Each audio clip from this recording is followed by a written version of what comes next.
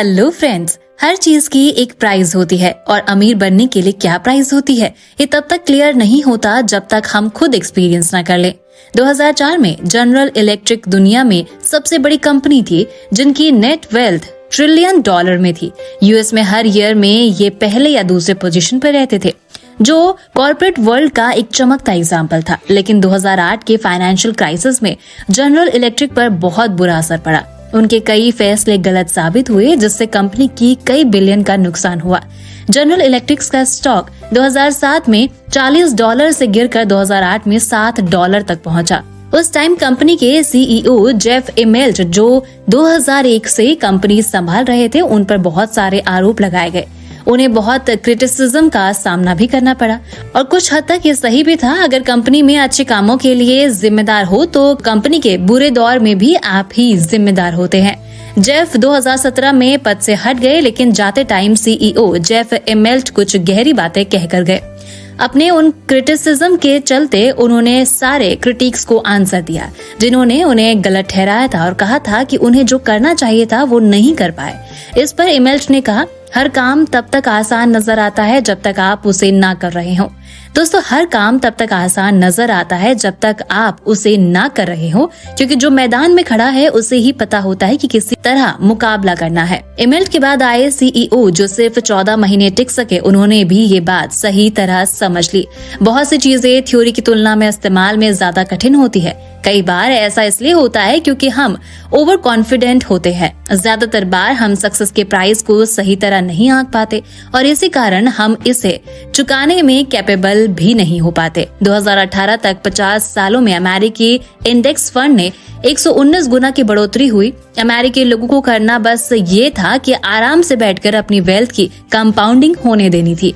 लेकिन जाहिर सी बात है, सक्सेसफुल इन्वेस्टमेंट आसान भी नजर आता है जब उसे आप खुद न कर रहे हो। स्टॉक लॉन्ग टाइम तक रोक कर रखिए। आप अक्सर सुनेंगे ये अच्छी एडवाइस है, लेकिन आप ये कैसे जानेंगे कि जब स्टॉक में गिरावट आ रही है तो लॉन्ग टाइम वाला अप्रोच बनाए रखना कितना कठिन होता है। हर अच्छी चीज की तरह सक्सेसफुल इन्वेस्टमेंट भी एक प्राइस की डिमांड करता है, लेकिन इसकी वैल्यू डॉलर या रुपए नहीं है। ये है इंस्टेबिलिटी, फियर, डाउट, अनसर्टेनिटी और रिग्रेट। वे सभी जिन्हें अनदेखा करना आसान है जब तक आप रियलिटी में उसका सामना ना करें। ये समझने की डिसेबिलिटी की इन्वेस्टमेंट का भी प्राइस होता है। हमें बिना कुछ किए कुछ पाने के लिए लुभा सकती है और किसी दुकान से सामान चुराने की तरह शायद ही कभी इसका अंत भला होता है। मान लीजिए आपको एक नई कार चाहिए जिसकी प्राइस 5 लाख रुपए है। आपके पास 3 ऑप्शन है। पहला, 5 लाख का पेमेंट करे और कार खरीद ले। दूसरा, आप एक सस्ती सेकंड हैंड कार ढूंढे, या थर्ड ऑप्शन, इसे चुरा ले। इस मामले में 99% लोग तीसरे ऑप्शन से बचना जानते हैं, क्योंकि एक कार चुराने का रिजल्ट आपके प्रॉफिट पर भारी पड़ जाता है। लेकिन मान लीजिए कि आप अगले 30 साल में 11% एनुअल रिटर्न कमाना चाहते हैं जिससे आप आराम से रिटायर्ड हो सके। क्या ये रिटर्न फ्री में मिलता है? बिल्कुल नहीं। दुनिया कभी भी इतनी अच्छी नहीं होती। हर चीज का एक प्राइस होता है और इसे चुकाना पड़ता है। इस मामले में कि मार्केट का एक कभी खत्म ना होने वाला मजाक है जो बड़े रिटर्न देती है, फिर भी उतनी ही जल्दी उन्हें ले भी लेती है। डिविडेंड मिलकर 1950 से 2019 के बीच अमेरिकी इंडेक्स फंड ने 11% का एनुअल रिटर्न दिया, जो बहुत बढ़िया है। लेकिन इस टाइम पीरियड में सक्सेस का प्राइस भयंकर रूप से उतार चढ़ाव होता है। दूसरे प्रोडक्ट्स की ही तरह जितना बड़ा रिटर्न होगा उतना ही ज्यादा प्राइस। नेटफ्लिक्स के स्टॉक ने 2002 से 2018 के बीच 35,000% का रिटर्न दिया, लेकिन 94% दिनों में अपने हाई प्राइस से बहुत कम पर ट्रेड किया। इतिहास के सबसे ज्यादा रिटर्न में से एक, लेकिन इस अंतराल में 95% टाइम पिछले मैक्सिमम प्राइस से कम पर ट्रेड किया। जो लोग इससे लगातार बने रहे उन्होंने बहुत सा पैसा कमाया। इम्पोर्टेंट एस्पेक्ट ये है, कार की तरह यहाँ भी आपके पास कुछ ऑप्शन है। इंस्टेबिलिटी और उथल पुथल को एक्सेप्ट कर आप ये प्राइस चुका सकते हैं, ठीक इस्तेमाल की गई कार की तरह, या फिर आप कार की चोरी की तरह एक बड़ी चोरी की कोशिश कर सकते हैं। रिटर्न पाने की कोशिश करना, इसके साथ आने वाले इंस्टेबिलिटी से बचते हुए। इन्वेस्टमेंट में ज्यादातर लोग तीसरा ऑप्शन चुनते हैं, एक कार की चोर की तरह। हालांकि वे नेक नियत और कानून के पाबंद होते हैं। वे ऐसी ट्रिक्स और स्ट्रैटेजीज बनाते हैं जिससे प्राइस चुकाए बिना रिटर्न पा सके। वे ट्रेड इन और ट्रेड आउट करते हैं। वे अगली मंदी से पहले बेचने और अगले उछाल से पहले खरीदने की कोशिश में लगे रहते हैं। तो दोस्तों, ज्यादातर इन्वेस्टर्स थोड़े बहुत एक्सपीरियंस से ये भी जान जाते हैं कि इंस्टेबिलिटी आम और सामान्य है। फिर काफी इन्वेस्टर्स अगले कदम के रूप में वे चुनते हैं जो सबसे रीजनेबल होता है, इससे बचने का प्रयास करना। लेकिन धन देवता ऐसे लोगों को मान नहीं देते जो बिना प्राइस चुकाए इनाम पाने की कोशिश करते हैं। कुछ कार के चोर शायद बच कर निकल जाए, कहीं ज्यादा पकड़े भी जाएंगे और फिर उन्हें सजा भी दी जाएगी। इन्वेस्टमेंट में भी ठीक ऐसा ही होता है। क्वेश्चन ये उठता है कि इतने लोग जो कार, घर, अच्छा खाना और छुट्टियों का प्राइस चुकाने को तैयार है, अच्छे इन्वेस्टमेंट रिटर्न का प्राइस चुकाने से क्यों बचते हैं? आंसर काफी आसान है। सक्सेस में इन्वेस्टमेंट का प्राइस डायरेक्ट इमीडिएटली नहीं होता।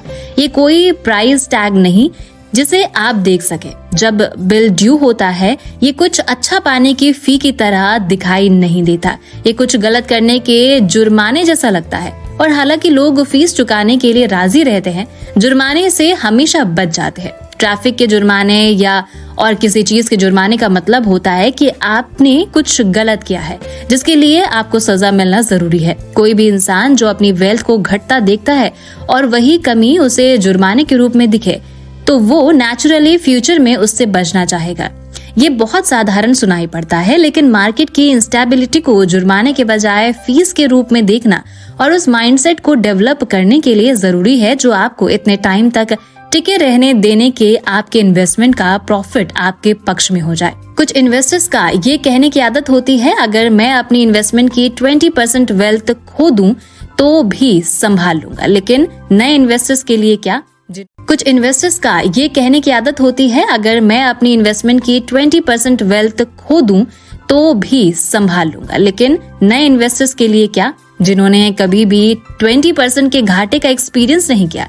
लेकिन अगर आप इंस्टेबिलिटी को एक फीस के रूप में देखेंगे तो चीजें अलग नजर आएंगी। जैसे डिज्नीलैंड के टिकट का प्राइस $100 होता है, लेकिन इसके बदले आपको अपने बच्चों के साथ एक यादगार दिन बिताने को मिलता है। पिछले साल लगभग 18 मिलियन लोगों को लगा कि ये फीस चुकाने लायक है। कुछ को लगा कि ये $100 कोई सजा या जुर्माना था। फीस का फेयर सेटलमेंट इमीडिएटली होता है जब आप क्लियर हो कि आप इसे चुका रहे हैं।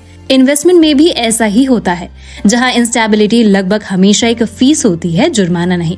मार्केट रिटर्न कभी फ्री नहीं होते और ना ही कभी होंगे।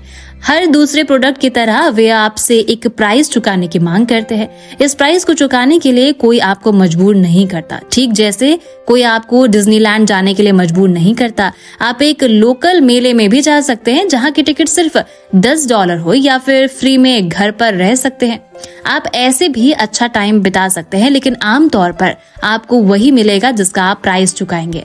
मार्केट में भी यही होता है। इंस्टेबिलिटी या अनसर्टेनिटी की फीस, रिटर्न का प्राइस कम फीस वाले पार्क जैसे कैश और बॉन्ड से भी बड़े रिटर्न पाने की एंट्री फी है। तो दोस्तों, उपाय ये है कि आप खुद को समझाएं कि मार्केट की फीस इस योग्य है। इंस्टेबिलिटी और अनसर्टेनिटी का सामना करने का यही सही तरीका है। सिर्फ इसे झेलना नहीं, बल्कि ये समझ पाना कि ये एक चुकाने लायक एंट्री फीस है। इस बात की कोई गारंटी नहीं कि ऐसा ही हो। कभी कभी डिज्नीलैंड में बारिश भी हो जाती है, लेकिन अगर आप एंट्री फीस को जुर्माने की तरह देखेंगे, आप कभी भी जादू का आनंद नहीं ले पाएंगे। प्राइस का पता करें और फिर उसे चुकाएं। तो दोस्तों, बाकी की बातें टू बी कंटिन्यूड। साथ ही अगर आप शेयर मार्केट में पैसा इन्वेस्ट करना चाहते हो और अभी तक आपके पास डीमैट अकाउंट नहीं है या बहुत ज्यादा ब्रोकरेज से आप परेशान हैं, तो देश के सबसे अच्छे, बड़े और भरोसेमंद ब्रोकरेज फर्म ज़ीरोधा, अपस्टॉक्स और एंजल ब्रोकिंग का लिंक इस वीडियो के डिस्क्रिप्शन में है। तो आज ही अपना डीमैट अकाउंट ओपन करें, जहां पर आपका ब्रोकरेज मैक्सिमम ₹20 देगा और इतनी चीपेस्ट ब्रोकरेज रेट और सेफ्टी और कहीं नहीं मिलेगी। तो दोस्तों, ये बातें मैंने आपको the psychology of money book से बताई है, जो डिटेल में सिखाती है कि हम अपने पैसे को कैसे मैनेज कर सकते हैं, और वो भी लाइफ को एंजॉय करते हुए। सो आप ये सारी बातें सीखना चाहते हो तो डिस्क्रिप्शन में जाकर बुक खरीद सकते हो, और अगर आप इसे बुक पर अगला पार्ट देखना चाहते हो तो मुझे कमेंट करके जरूर बताएं। दोस्तों, वीडियो पसंद आया तो लाइक का बटन जरूर दबा दें, और हमसे जुड़ने के लिए एफर्टलेस जीके को इंस्टाग्राम पर जरूर फॉलो करें, और ऐसे ही काम की बातों के लिए चैनल को सब्सक्राइब करें।